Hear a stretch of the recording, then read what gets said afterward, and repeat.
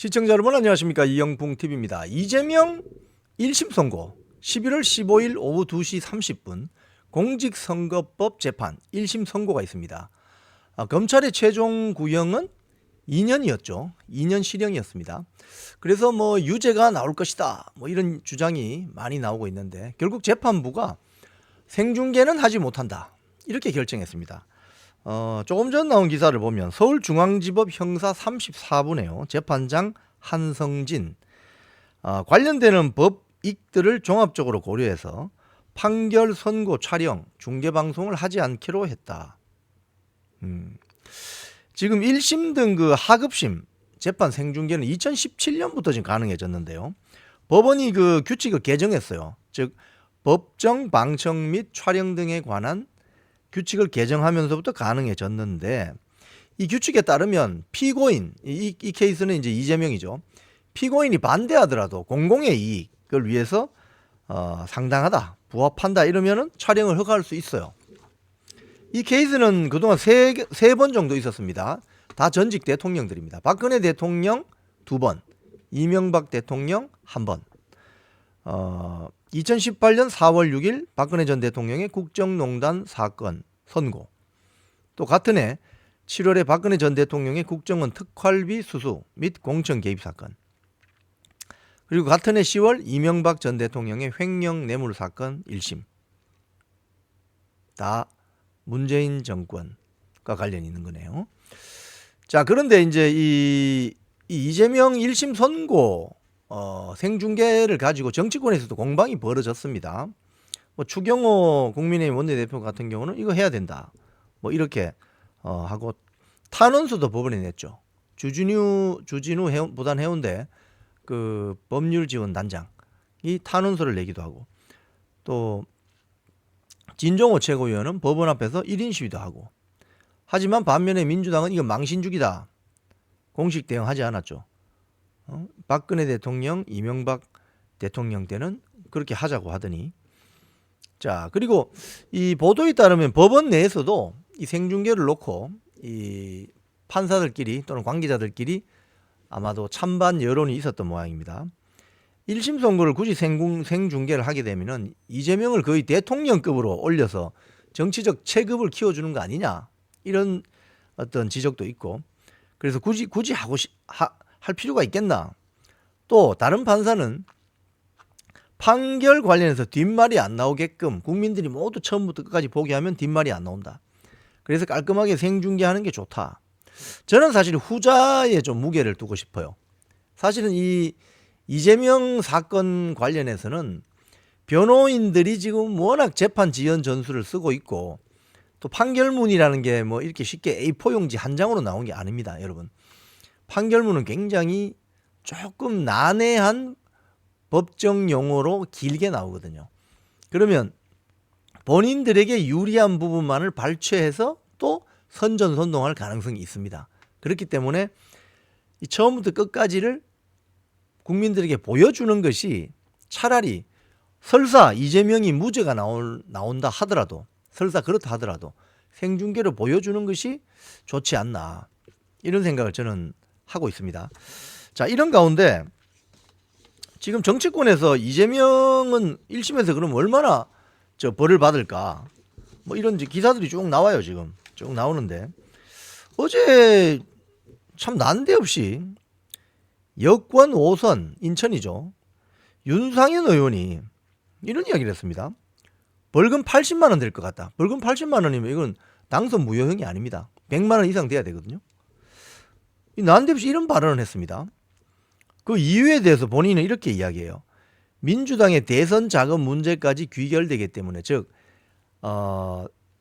당선 무효형이 나오게 되면 이재명 본인이 당선 무효되고, 또 5년 동안 피선거권이 박탈되어서 대통령 차기 선거에 못 나온다, 그것뿐만이 아니라 지난번 대선 때 중앙선관위로부터 받은 국고보조금 434억 원입니까? 이걸 반환하게 돼 있습니다. 여의도에 있는 민주당 중앙당사 팔아야 됩니다. 그래서 이것 때문에 재판부가 엄청난 부담을 느낄 것이다, 이렇게 말했어요. 그런데 그 뒤에 또 다른 언론 보도를 보면은 기자가 또 추가적으로 물으니까, 그거 재판부가 좀 부담을 느끼라고 내가 그렇게 이야기한 거다. 또 이렇게 엉뚱한 소리를 해요 지금. 자, 친한계 신지호는 뭐라고 하느냐? 윤상현 의원의 이 전망에 대해서 대단히 부적절한 발언이고 명백한 실언이다. 윤상현 의원이 무슨 근거로 그런 말을 하는지 모르겠다. 그리고 실력 있는 법조인들에게 물어봤더니 똑같이 돌아온 답이 아마 피선거권 박탈형이 나올 것이다. 그 반대의 경우를 물었더니 차라리 무죄를 쓰면 무죄를 쓰지 벌금 80만 원, 90만 원은 내리지 않는다 라고 이구동성으로 이야기하더라. 친한동훈계 박정훈 의원도 당연히 무조건 당선 무효형, 벌금 100만 원 이상이 나올 것이다. 뭐 이렇게 주장을 한답니다. 그리고 또 이 법조계에서도 유죄냐 무죄냐 이 전망이 약간 엇갈린대요. 지금 현재까지도 유죄냐 무죄냐. 왜? 이 사건을 좀 살펴볼 필요가 있는데 이 사건은 이제 공직선거법 위반인데 허위사실 적시잖아요. 즉 이재명이 숨진 고 김문기 성남도시개발공사 개발 1처장을 몰랐다고 한 발언 허위사실이죠.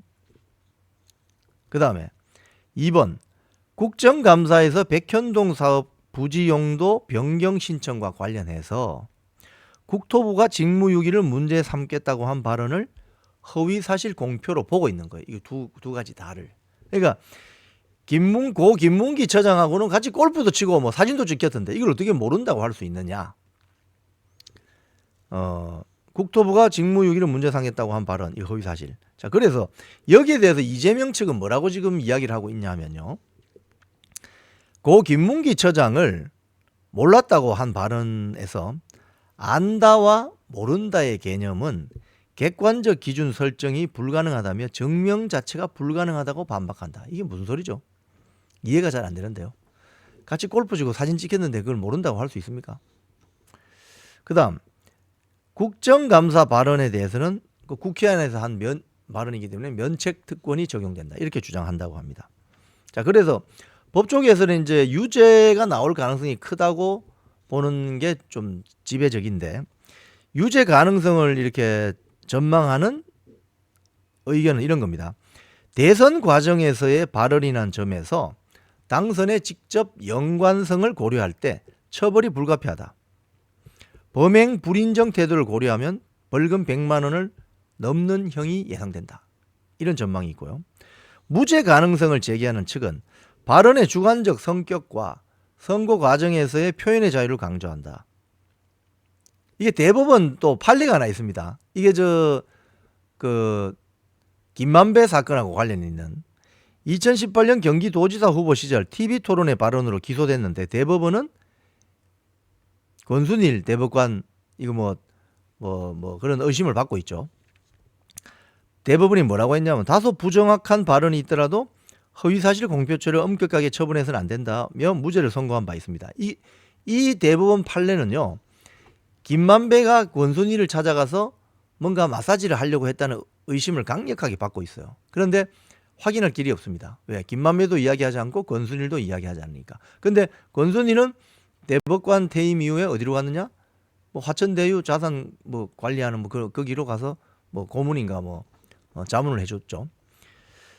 이 대법원 확정 판결도 보면은 그때 그 소수 의견으로서 문제 제기가 심했었습니다. 그러면 선거에 나와서 허위 발언을 그러면 마구 방송 토론회라든지 이런 나와서 해도 되느냐 이런 문제 제기가 있었죠.